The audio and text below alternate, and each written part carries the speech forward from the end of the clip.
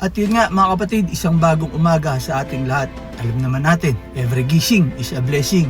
At ngayon po mga kapatid, i-share ko lang po sa inyo ang bagong magiging chapter sa ating buhay. Sapagkat pikit mata at lakas loob tayong humanap ng iba pang pagkakitaan. Nararamdaman nyo ba ang krisis? Nararamdaman nyo ba ang kahirapan? Mga kapatid, kung ano man yan, huwag tayong bibitaw sa Panginoon. At lagi nating iisipin lahat ng ito ay may dahilan.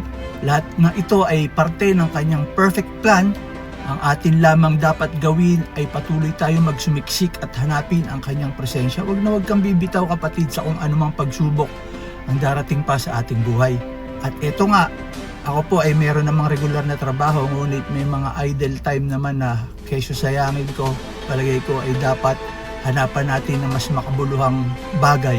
And of course, hindi natin i-discount ang paglilingkod, ang pagsisilbi natin sa Panginoon, ang pagpapakalat ng kanyang kabutihan at kadakilaan at ang kanyang pangakong kaligtasan. Kumuha tayo ng sasakyan, pikit mata, lakas loob, upang ating maging kasangkapan na magkaroon tayo ng iba pang pagkakakitaan at papasok tayo sa pagiging service delivery provider. At syempre, inihandog natin ang blessing na ito sa ating Panginoon. Dinedicate natin sa Kanya at sana maging kapuri-puri at sana maging katanggap-tanggap at maging mag-glorify natin ang Panginoon sa lahat ng ating gawain. And this is the first day na ako ay papasok bilang service delivery provider. Nag-apply na ako sa app at ngayon ay sisimulan ko na ng ganap. Bakit ko sinishare ito? Mga kapatid, sa buhay natin walang permanente kundi ang pagbabago. Humanap tayo ng paraan, of course, sa gabay ng Panginoon. Through prayer, ma-impress sa atin kung anong direction, kung anong protection ang kanyang ibibigay. At doon tayo magsimula at i-verify natin sa kanya through prayer pa rin. Because prayer is the connection we have to our God. Kaya huwag tayong matatakot sa mga bagong chapter sa ating buhay. Huwag tayong makontain sa isang kahon. Find ways to go outside beyond the box. At huwag na huwag i-discount ang paglapit sa Panginoon na magkaroon tayo ng tamang path and direction through His divine guidance. Mga kapatid, samahan nyo naman ako. Manalangin tayo at sa mga kapatid nating sasabak sa mga pagbabago sa kanilang buhay, huwag kayong matakot, kasama nyo ang Panginoon. Lord, oh Lord, Hallelujah Panginoon, pinupuri ka namin o aming Diyos. Ikaw po ang dakila, ikaw po ang Diyos ng pag-ibig Panginoon. You are our great provider Panginoon. Pinupuri ka namin, pinasasalamatan, sinasamba ka namin. Lord, salamat sa buhay, salamat sa paggising sa araw-araw. Every day is truly a blessing sa piling mo, Panginoon. Lord, as I embark at sa mga kasama kong kapatid na papasok sa bagong chapter ng kanilang buhay, Panginoon, sa iyo po namin isinusurrender ang lahat. Wala po kaming makakaya, hindi po namin kayang lagpasan kung hindi ka namin kasama, Panginoon. Guide us, O Lord. Ilayo mo kami sa kapahamakan, ilayo mo kami sa kalaban, Panginoon. Naway ang aming direksyon ay laging patungo sa iyong kalooban, O Diyos. Lord, sa pagsabak ko sa bagong hanap buhay at bagong chapter na ito, Panginoon, ikaw pa rin po ang itaas, ang itanghal, Panginoon. Ikaw ang maghari sa aming buhay, Panginoon. Maging kalugod-lugod ang aming gawain.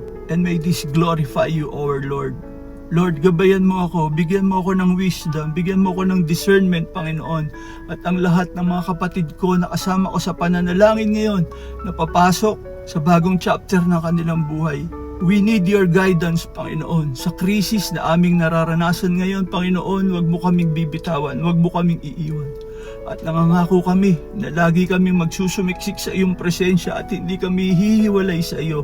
Ang iyo pong mga salita ang siya naming lakas, ang iyong mga pangako ang siya naming panghahawakan. O Lord, ikaw na pong bahala sa aming kabuhayan, sa gawa ng aming mga kamay, sa aming mga mahal sa buhay, Panginoon. Gabayan mo sila. Sama-sama kami na maglingkod at sumampalataya sa iyong banal na pangalan.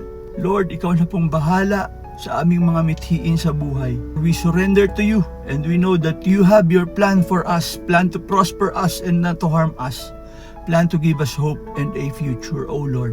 Sa iyo ang lahat ng papuri at pagsamba. Ikaw ang itatanghal namin sa aming bawat gawa, Panginoon.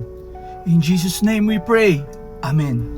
At mga kapatid, marahil dito nyo na rin ako makikita mag-share ng ating gospel at ng ating daily word, hindi na doon sa aking kwarto. sapagkat most of the time ay sa mga libre nating oras aside from our regular day job, dito na po tayo sa loob ng sasakyan magsisharing ng kanyang kabutihan.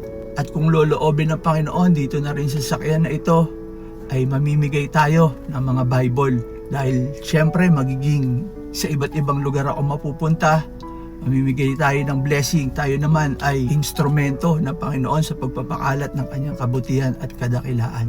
Kapatid, lagi mong tatandaan kung anumang struggles, anumang krisis, anumang hirap yan, wag na wag tayong bibitaw sa kapangyarihan at sa ating pananampalataya sa ating Panginoon.